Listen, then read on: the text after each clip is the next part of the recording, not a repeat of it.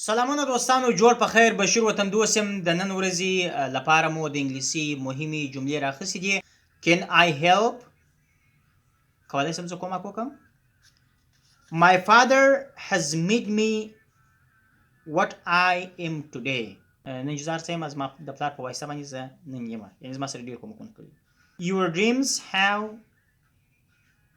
came true. ستا ارمانونه یا خوبونه هغه په رښتیا یا په حقیقت باندې څه شوله، بدل شوله. Your dreams have come true. How long did they live in Uruzgan? دوی د څه وخت راهیسې په ارزګان کې اوسېږي یا ژوند کوي. My family goes to Chora once a month.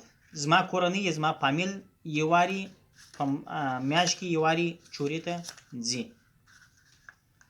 He is stronger than I am.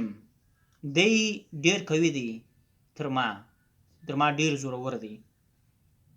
What are you going to have? What are you going to have? غواړې چې څه وخورې. I helped him yesterday. ما د ده سره تېره ورځ کومک کړی و یا مرسته کړې وه. What time did you arrive there? ته څه وخت هلته راغلې یا څه وخت راورسېدلې. I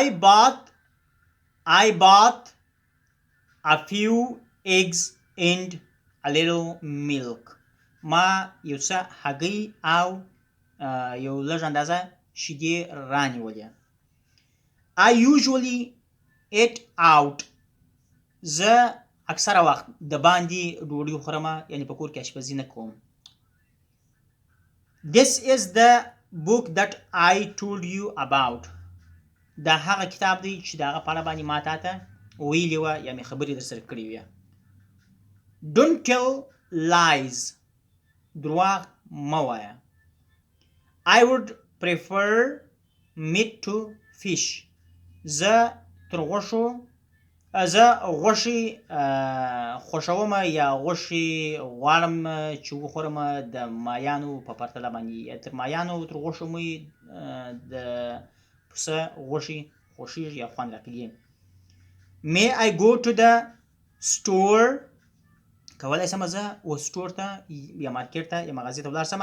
What did he say? ده څه وویله.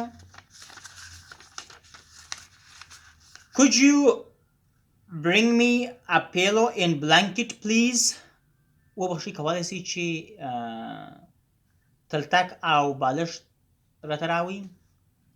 دوستانو، خدای دې وکړي چې ورباندې پوه شوي یاست. په کوم ځای کې که سوال در پیدا شوی، په کومه جمله باندې پوه شوي ناست، کمنټ راته راکړئ او زما چینل سره سبسکرایب کړئ.